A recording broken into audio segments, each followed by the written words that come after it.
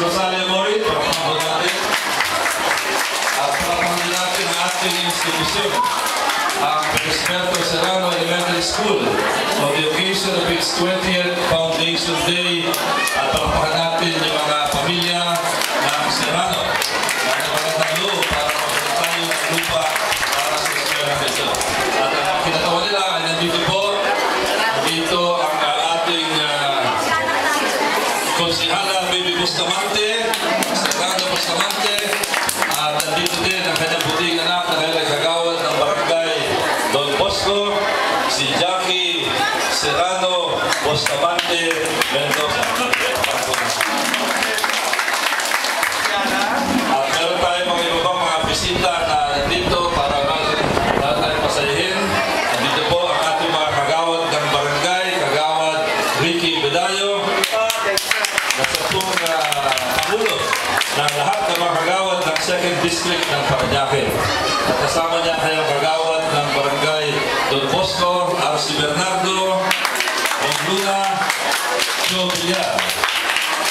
At nandito din po ang leader ng Red Cross na si Jun Punsalan, leader din ng Rotary.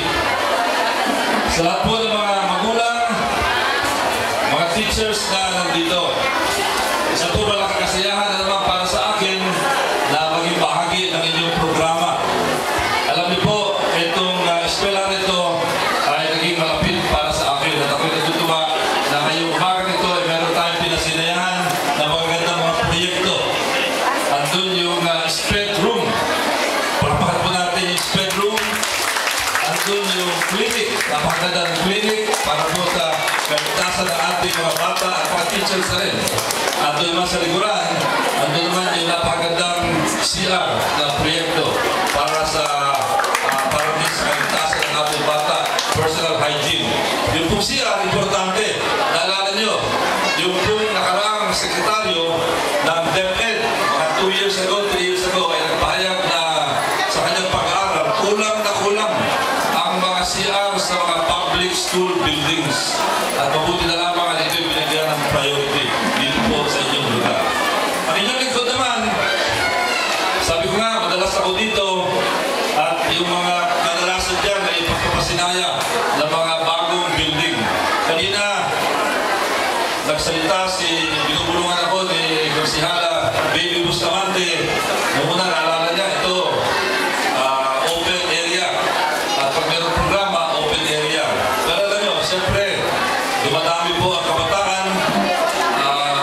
Medyo kulang tayo ng lugar, kaya ang ating growth dito ay vertical. Kaya nilalagay natin ang gusali. At ako po'y natutuwa na itong mga nakarang 20 years na ito, lalo na po mula noong 1992, ang inyong lingkod po ang nagpagawa ng halos lahat ng mga school buildings dito sa Serrano Elementary School. At din po dito, sa Agustin, ganoon din po, sa Maxville na pinanggalingan ni Miss Morin, ganoon din po, sa San Antonio Elementary School, ganoon din po sa Port State Elementary School. Pero pinakit ang proyekto ang ating putihing punong guro, yung pong Coliseum dito sa lugar na ito.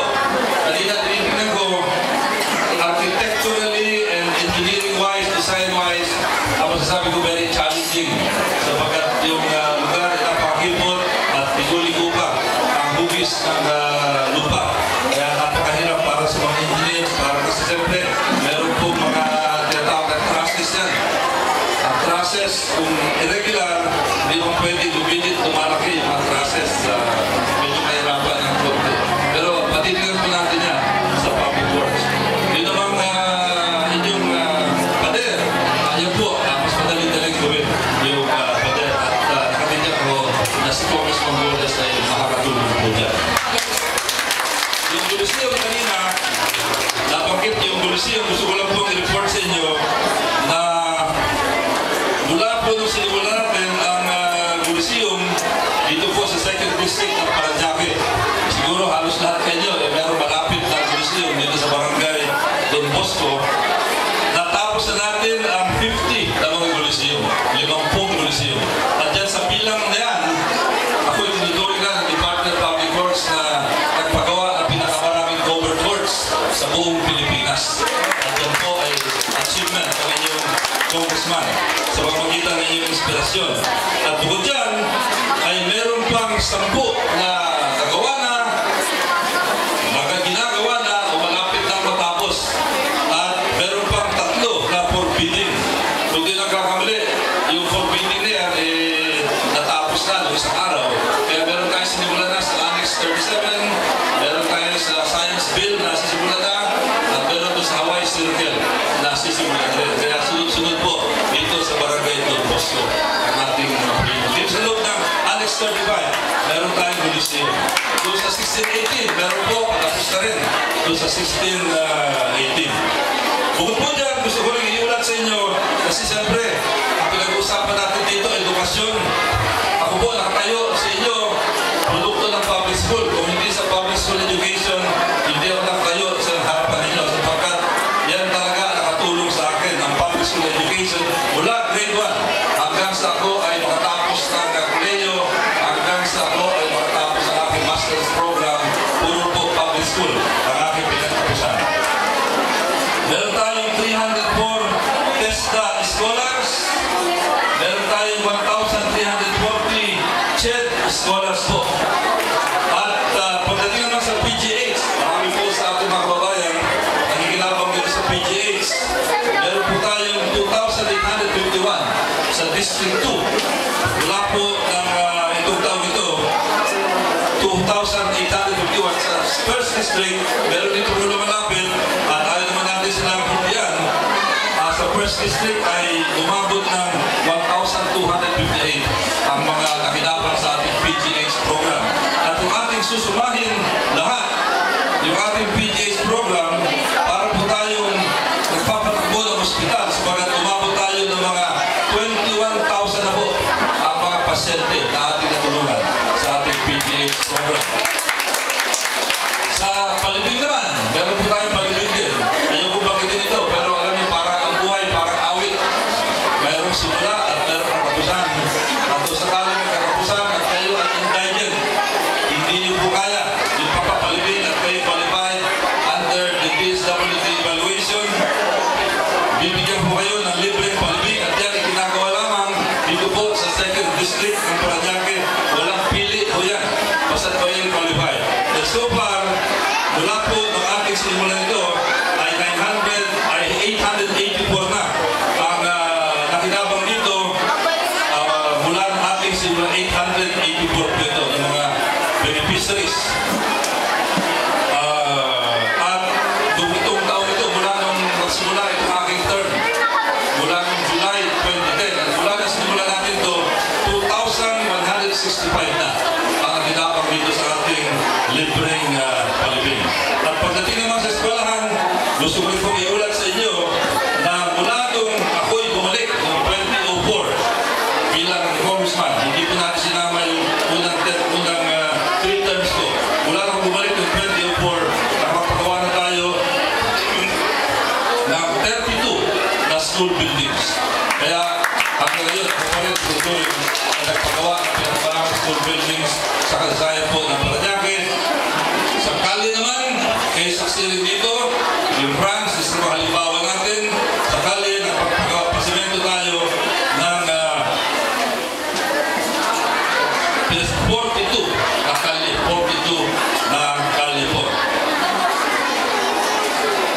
So, yun na po ang aking may ulat at gusto ko rin sabihin sa inyo na ang inyong lingkod ay aktibo po sa Committee on Education, doon sa Committee on Appropriation at kahapon, ako po'y kinilala ng Secretary of Education sapagkat sa pamamagitan ng aking inisyatibo, yung pong pagkor, dati 1 billion pesos ang inilalaan para sa school building sa buong Pilipinas. Pero nung ako'y nag-intervene dito sa isang open hearing, dinagdagan nila ng 500 million pesos para sa ating school building. Kaya, magkibangin ko, 500 million, kaya gusto natin ng 50% ang pagkor budget para sa school building. Ako nakilya na isang magandang bahagi ng 500 million na yan ay makakarating dito po sa siyudad ng Parañaque, makakatulong sa atin. At gusto ko pong sabihin na bilang pagsunod sa inyong utos, katulad na sinasabi natin sa mga